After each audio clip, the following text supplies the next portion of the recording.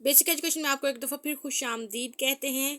एक नई वीडियो के साथ, एक नए टॉपिक के साथ आपके सामने हाजिर हुए हैं। आपको पता है कि हमने active voice and passive voice जो है वो स्टार्ट कर रखे हैं, और हम प्रेजेंट इंडेफिनिट के एक्टिव वॉइस को पैसिव वॉइस में चेंज कर चुके हैं। फिर उसके बाद प्रेजेंट कंटिन्यूस को हमने देखा था, उसकी प्रैक्टिस की थी। आज हम करेंगे प्रेजेंट परफेक्ट, उसके टेंसेस को, उसके एक्टिव वॉइस को हम पैसिव वॉइस में चेंज करेंगे। लेकिन इससे पहले कि हम आज के लेक्चर की तरफ बढ़ें, अगर आपने हमारे चैनल को अभी तक सब्सक्राइब नहीं किया तो इसको सब्सक्राइब करें, ताकि हमारी बनने वाली हर वीडियो का नोटिफिकेशन आपको मिलता रहे। Okay, let's start. आज की हम जो है वो प्रैक्टिस स्टार्ट करते हैं, लेकिन इससे पहले जो है वो रूल्स को रिवाइज कर लेते हैं। मैंने आपको बताया था जब हमने टेंसेस की वीडियोस बनाई थी कि बहुत लंबे रूल्स जो होते हैं वो बच्चों को कभी मत सिखाएं, बल्कि उनकी एप्लीकेशन जो है वो उनको सिखाएं। यानी आप डिडक्टिव से इंडक्टिव की तरफ मूव करेंगे, यानी आप अगर आसान से मुश्किल की तरफ जाएंगे। रूल्स को याद रखना बच्चों के लिए बहुत मुश्किल होता है, स्टूडेंट के लिए मुश्किल होता है। और जब आप रूल्स पे चले जाते हैं, बच्चों को फोर्स करते हैं इस बात के लिए कि वो पहले रूल्स को लर्न करें, तो वो सिर्फ रूल्स लर्न तो करते हैं लेकिन वो उसको अप्लाई नहीं कर पाते हैं ठीक से। लेकिन ये आपके लिए इसलिए मैं आपके साथ शेयर करती हूँ, ताकि जब ये सारी वीडियोस बन जाए, आप कंटिन्यूसली इन वीडियोस को देख रहे हैं, थैंक यू सो मच। और इससे हमें बहुत अच्छा फीडबैक मिलता है। आपके व्यूज़ जब आते हैं तो हमें काम करने के लिए और ज़्यादा मोटिवेशन मिलती है। तो जब आप एंड पर ये वीडियो, जो आखिरी वीडियो होती है, जब आप वो देखते हैं तो आपके माइंड में हर चीज़ जो है वो फिक्स हो जाती है। फिर आपको दोबारा से कोई बुक खोलने की ज़रूरत नहीं पड़ेगी, क्योंकि आपने जो चीज़ सुन रखी है वो आपके माइंड में जो है वो स्टोर हो जाती है। इसलिए आपको दोबारा रूल्स को जो है वो पढ़ने की ज़रूरत नहीं पड़ती। ओके, स्टार्ट करते हैं कि जब हम पैसिव वॉइस चेंज, एक्टिव को पैसिव में चेंज करें तो कौन सी बातें हमने याद रखनी है। सबसे पहला रूल जो है कि आपने वर्ब की पहली फॉर्म या दूसरी हो या आईएनजी लगा हो, लेकिन जब आपने एक्टिव को पैसिव में चेंज करना है तो वर्ब की तीसरी फॉर्म ही आएगी, ठीक है। और तीसरी फॉर्म के फौरन बाद आप बाय लगाएंगे और लास्ट पे ऑब्जेक्ट आएगा, यानी जो सब्जेक्ट हमारा ऑब्जेक्ट में चेंज होता है, फिर उससे पहले हमने बाय लगाना है और लास्ट पे हमने ऑब्जेक्ट को लिख देना है। अब इसकी जो है वो अरेंजमेंट पैसिव वॉइस की कुछ इस तरह से होती है। सब्जेक्ट होता है, हेल्पिंग वर्ब होता है, वर्ब की तीसरी फॉर्म होती है। चाहे ये फिक्स है, इसमें कंफ्यूज नहीं होना कि जब भी आपको क्वेश्चन आता है कि एक्टिव को पैसिव में चेंज करें, तो आपने वर्ब की जो पहली फॉर्म हो, दूसरी हो, आईएनजी हो, उसको तीसरी फॉर्म में ही चेंज करना है। ये तो रूल जो है वो फिक्स्ड है। और आपने ऑब्जेक्टिव से पहले बाय लाजमी लगाना है। सब्जेक्ट को ऑब्जेक्ट में और ऑब्जेक्ट को सब्जेक्ट में चेंज करना है। ये कुछ मेन इस तरह के इसके रूल्स हैं जो आपको रट्टा मारने की ज़रूरत नहीं है, याद करने की ज़रूरत नहीं है। ये सिर्फ आप उसका स्ट्रक्चर जो है उसकी प्रैक्टिस करें लिख के। मैं जब आप लोगों के साथ स्ट्रक्चर को शेयर करती हूँ तो मैं इसको जो है वो रट्टा नहीं लगाती, बल्कि मैंने इसको जो है वो जब सीखा, लर्न किया, तो मैंने ये स्ट्रक्चर खुद से बनाया और अब जो है वो मैं इस तरह आपको बना के सिखाती हूँ। तो जब आप इस तरह से प्रैक्टिस करते हैं तो इसकी स्ट्रक्चर की लिख के प्रैक्टिस करें, तो फिर आपको रूल्स को याद करने की ज़रूरत नहीं पड़ेगी। और जब आपने एक्टिव वॉइस का फिक्रा जिस भी ज़माने में हो, उसी ज़माने में उसकी पैसिव वॉइस में चेंज करना है। एक्टिव वॉइस का अगर क्वेश्चंस हो, WH वर्ड से आपका सेंटेंस स्टार्ट हो रहा है, तो इसमें आपने, चूंकि हम सब्जेक्ट को ऑब्जेक्ट में, ऑब्जेक्ट को सब्जेक्ट में चेंज करते हैं, लेकिन जब ये वाले वर्ड्स होंगे आपको सेंटेंस को चेंज करने की ज़रूरत नहीं है, सॉरी, वर्ड को चेंज करने की ज़रूरत नहीं है। जब आप पैसिव में बनाएंगे तो ये एज इट इज़ स्टार्ट में ही आएगा सेंटेंस के। इससे आगे हमने जो फिक्रे की पोजीशन है वो इस तरह से चेंज करनी है, ठीक है। इनके वर्ड्स की जो है वो हमने इस तरह से अरेंजमेंट करनी है। लेकिन वाई, वेयर, व्हाट, वाई, ये सारे इस तरह के जो क्वेश्चनिंग वर्ड्स हैं वो स्टार्ट में ही आएंगे।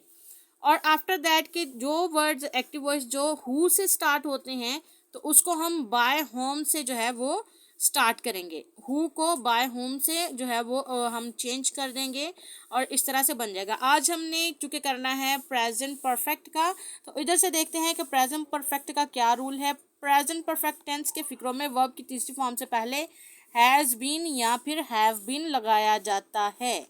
ओके जी, यहाँ पे अब स्ट्रक्चर देख लेते हैं थोड़ा सा। Active voice, passive voice, present perfect. इसका सिंपल अगर हम एक्टिव वॉइस का स्ट्रक्चर देखें तो क्या है, सब्जेक्ट आता है, हेल्पिंग वर्ब आता है, वर्ब की तीसरी फॉर्म आती है, लास्ट पे ऑब्जेक्ट आता है। हेल्पिंग वर्ब इसमें कौन से होते हैं, हैज़ एंड हैव होता है। ये तो हमारे एक्टिव वॉइस का स्ट्रक्चर है जो हमने आपके साथ शेयर किया।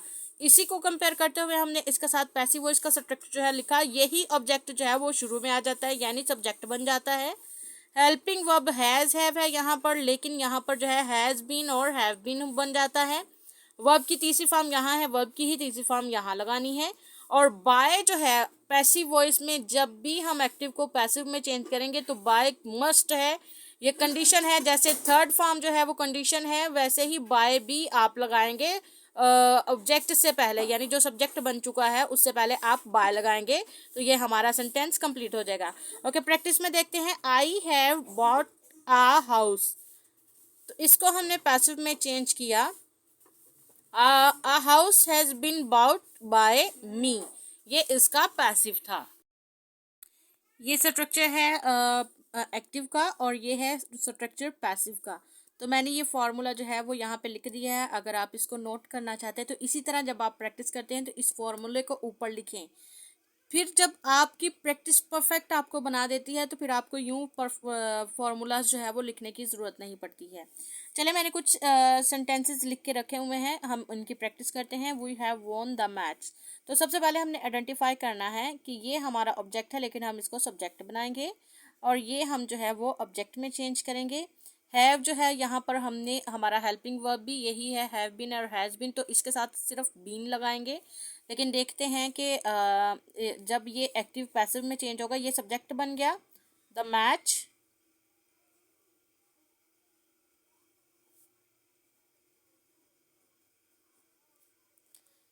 द मैच, चूंकि ये सिंगल है, सिंगल पर्सन के लिए कुछ भी, सिंगल हो, नाउन हो, कुछ भी हो, तो हम उसके लिए हैज़ इस्तेमाल करते हैं।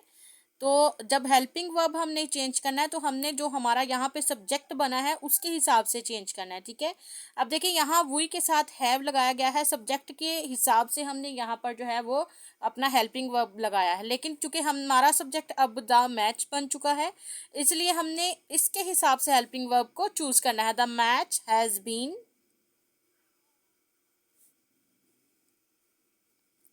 और यहाँ पर फॉर्म भी चेंज करने की जरूरत नहीं है क्योंकि ऑलरेडी थर्ड फॉर्म है परफेक्ट में। The match has been von.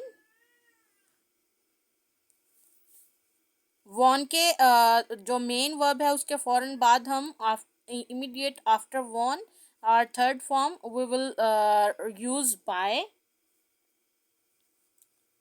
Bye us, we की जगह आएगा अस, ठीक है। और फिर इसके बाद है he has written a letter, तो इसमें हमारा जो सब्जेक्ट है वो आ लेटर है और ऑब्जेक्ट बन जाता है ही। आ letter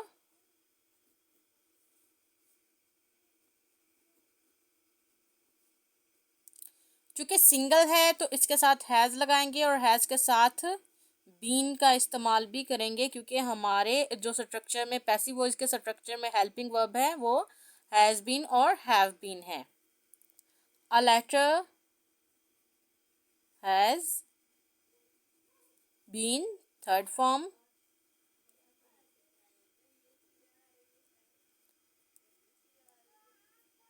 After immediately written letter, our third form of written या write, we have to use by, यानी जो थर्ड फॉर्म है उसके फौरन बाद आपने बाय लगाना है।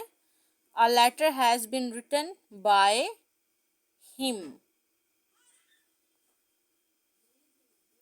चूँकि ही जो है वो अब पैसिव हो चुका है इसलिए हमने इसके लिए ही को हिम में चेंज कर दिया। फिर उसके बाद है एक क्वेश्चनिंग जो है वो क्वेश्चन मार्क वाला सेंटेंस है, इसको कैसे चेंज करेंगे। Has he killed the lion, तो जब हमने अभी हमने जो रूल देखा था उसमें मैंने कहा कि जो WH क्वेश्चन वाले वर्ड्स होते हैं उनको चेंज नहीं करते, उनको एज इट इज़ जैसे वो होते हैं उसको वैसे ही लिख देते हैं स्टार्ट में। तो ये क्वेश्चनिंग के लिए हैज़, वेयर, व्हाट, वाई ये वाले वर्ड नहीं है, लेकिन हैज़ जो है स्टार्ट में हेल्पिंग वर्ब, चूँकि वो क्वेश्चनिंग को जाहिर कर रहा है इसलिए हैज़ को हम एज इट इज़ यहाँ पर लिखेंगे। ये हमारा ऑब्जेक्ट नहीं है। आइडेंटिफाई करना ज़रूरी है कि आपका ऑब्जेक्ट कौन सा है और सब्जेक्ट कौन सा है। ये हमारा ऑब्जेक्ट नहीं है, ये सिर्फ क्वेश्चन को शो कर रहा है, हमारा एक्चुअली सब्जेक्ट यही है, तो हम इसी की प्लेस को चेंज करेंगे।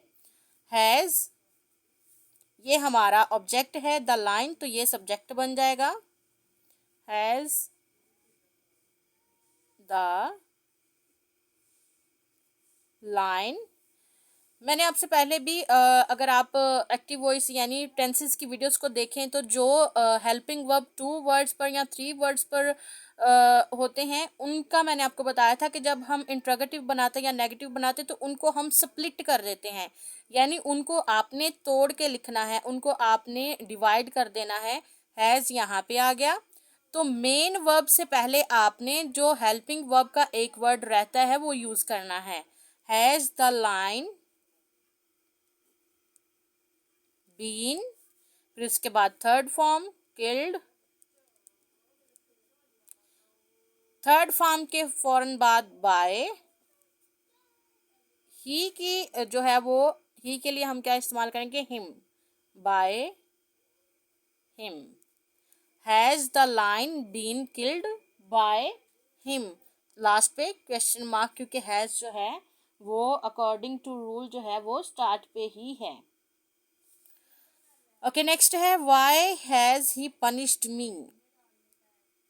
बात हो गई जब हमने यहाँ पर डिस्कस किया है तो उसके हिसाब से मैंने आपसे शेयर किया कि जब भी आप इंट्रोगेटिव बनाते हैं तो आपने उसको जिस ज़माने में बनाना है, आपने जिस ज़माने में टेंस है सेंटेंस है उसी में उसको पैसिव में चेंज करना है। और दूसरा क्वेश्चन की सेंटेंस की जो फॉर्म है, नेगेटिव है, इंट्रोगेटिव है, अफर्मेटिव है, आपने उसको चेंज करने की कोशिश नहीं करनी। आपका काम सिर्फ जो बताया गया है, जो क्वेश्चन है।